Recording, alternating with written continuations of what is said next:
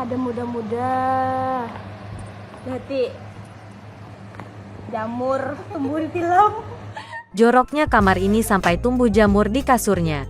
Dalam videonya, terlihat seorang wanita yang merekam kondisi kamar tidurnya yang sudah amat sangat kotor. Apalagi kasur di kamarnya, bukan lagi sampah.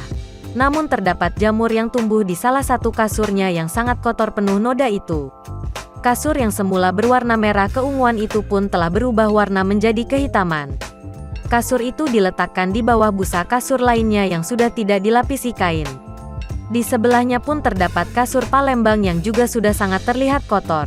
Tidak bisa dibayangkan seberapa kotor dan lembabnya kasur tersebut, hingga bisa ditumbuhi jamur yang cukup besar. Tak hanya kasur, dalam video itu pun terdapat kipas angin berwarna kuning yang juga sudah sangat kotor. Kipas itu dipenuhi noda hitam hingga hampir berubah warna sepenuhnya. Video yang kamar yang sangat kotor ini pun viral di media sosial dan menuai berbagai tanggapan dari warganet yang melihatnya. Ada muda-muda. Berarti jamur tumbuh di tilam. Ini apa buruknya tilam nih, bisa tumbuh jamur.